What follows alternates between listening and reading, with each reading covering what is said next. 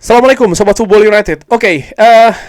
Ya, gue ingin memberikan konten atau membuat konten membahas apa yang disampaikan oleh Sir Jim Ratcliffe terkait dengan pernyataan sebelumnya ya, bahwa dia membuat sebuah kontroversi. Dia mengatakan ya, Inggris atau UK ini terjajah oleh para imigran.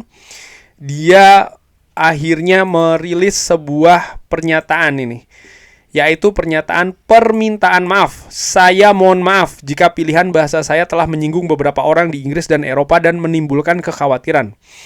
Tetapi penting untuk mengangkat isu imigrasi yang terkontrol dan terkelola dengan baik yang mendukung pertumbuhan ekonomi. Komentar saya disampaikan saat menjawab pertanyaan tentang kebijakan Inggris di KTT Industri Eropa di Antwerp, di mana saya membahas pentingnya pertumbuhan ekonomi, lapangan kerja, keterampilan, dan manufaktur di Inggris.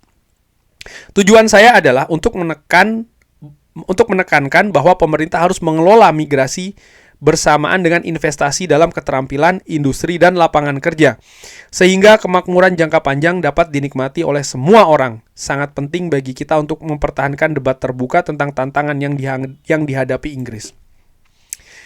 Secara terbuka dia sudah memohon maaf, dan menurut gue ya ini merupakan solusi memang dari pernyataan yang disebutkan sebelumnya yang memang menurut gue mengandung kontroversi berat ya. Bahkan Perdana Menteri Inggris bereaksi, grup-grup supporter dari Manchester United bereaksi, dan saat ini dia sudah meminta maaf. Permasalahan menurut gue selesai.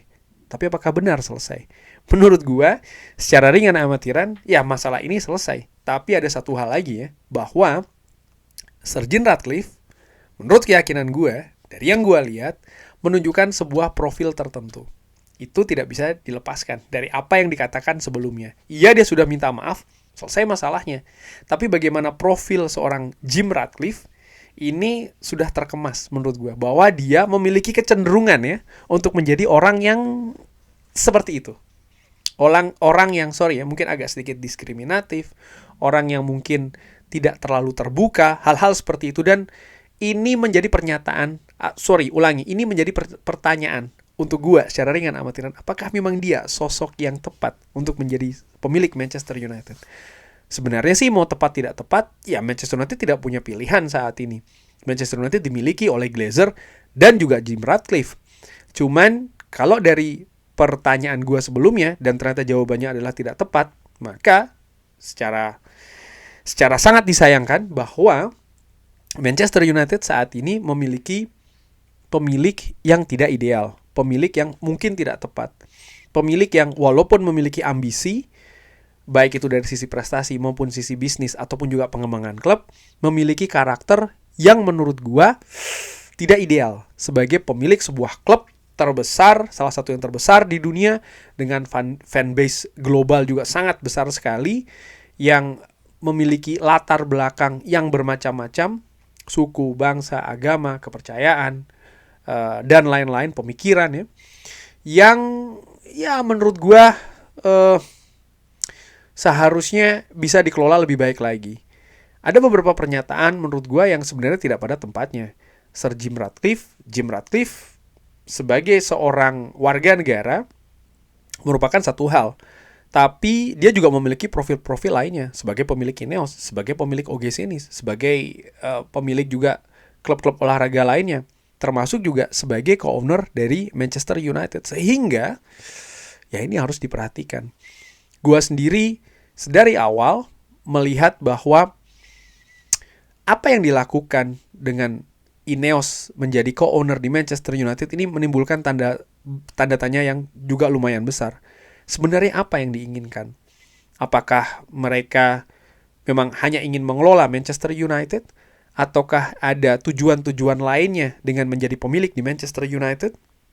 Apa yang dilakukan bersama dengan Manchester United dari sisi keuangan sementara ini menunjukkan hal yang positif. Tapi jangan lupa, langkah-langkah yang mereka ambil itu juga cukup ekstrim ya, dengan melakukan pemecatan, menaikkan harga tiket, dan lain-lain. Walaupun di sisi lain mereka juga melakukan investasi, memperbaiki Carrington misalnya, hal yang sudah lama tidak pernah dilakukan oleh Glazer. Tapi apakah itu cukup? Ya, melihat dari belasan tahun Manchester United tidak dikelola dengan baik, menurut gua apa yang dilakukan saat ini masih belum cukup. Apakah gua terlalu menuntut? Ya, gue berada pada periode kejayaan dari Manchester United. Gue ingin Manchester United kembali lagi ke periode kejayaan tersebut. Sehingga sampai dengan Manchester United kembali ke masa jaya tersebut, sangat wajar menurut gue jika fans, termasuk juga gue, ringan amatiran ya, secara ringan amatiran, memiliki keinginan-keinginan tertentu terkait dengan pemilik Manchester United. Bagaimana juga masalah terbesar dari Manchester United, hutang. Bagaimana mereka ingin menyelesaikan hutang ini. Dan jangan lupa, Manchester United juga memiliki dua hal besar menurut gua ya, yang harus diselesaikan. Yaitu adalah rencana pembangunan stadion baru. Stadion yang kabarnya akan menjadi Wembley of the North. Stadion yang akan besar dengan fasilitas luar biasa. Yang sampai dengan saat ini masih dalam situasi, menurut gua secara ringan amatiran, masih ada banyak hal yang harus dilakukan untuk bisa bahkan memulai pembangunannya ya. Itu nomor satu. Lalu nomor dua yang tidak kalah pentingnya juga, kapan Manchester United bisa mendapatkan trofi lagi. Trofi yang gue maksudkan adalah trofi-trofi major. Kapan Manchester United bisa menjadi juara IPL lagi. Yang terakhir kali didapatkan di musim berapa? 2013-2014? Sudah cukup lama ya Manchester United tidak lagi mendapatkan trofi-trofi major. Itu yang domestik. Bagaimana yang Eropa? Trofi Liga Champions. Klub-klub lain sudah terlalu sering menurut gue mengangkat trofi Liga Champions tanpa Manchester United memberikan tantangan ya. Dan menurut gue, kapan Manchester United bisa berada pada posisi itu lagi? Ini juga merupakan tantangan yang harus diselesaikan oleh manajemen ini. Jadi, poin gue adalah ada beberapa kemajuan, ada beberapa progres yang saat ini dilakukan oleh manajemen Manchester United, dan sebagai tahapan dari proses, mungkin hal itu positif. Tapi jangan lupa, jangan terlena, itu bukan tujuan akhirnya. Tujuan akhirnya ada paling tidak pada 2 poin yang gue sebutkan tadi. Stadion yang baru, dan Manchester United kembali ke era kejayaannya. Dan untuk mendapatkan hal itu, menurut gue butuh pemimpin atau pemilik dengan karakter yang tepat. Saat ini, seperti gue katakan tadi di awal, apakah Glazer, atau gue tanyakan di awal ya, apakah Glazer memiliki karakter yang pas untuk memimpin Manchester United untuk mendapatkan 2 poin tadi, atau Jim Ratcliffe juga merupakan karakter yang tepat, atau kombinasi di antara keduanya. Apakah kombinasi karakter yang tepat juga? Kita masih belum, atau Manchester United belum berada pada tujuan yang ingin dicapai. Dan oleh karena itu menurut gue untuk memberikan penilaian bahwa oke, pemilik kali ini luar biasa atau pemilik kali ini bagus, pemilik kali ini sukses, masih jauh. Dan itu justru diperparah ya dengan kontroversi yang dilakukan.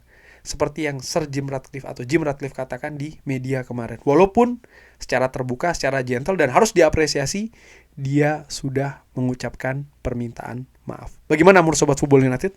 Seperti biasa, drop di kolom komen. Terima kasih sudah menyaksikan. Jangan lupa like, sholat, dan juga subscribe. Wassalamualaikum warahmatullahi wabarakatuh. Thank you.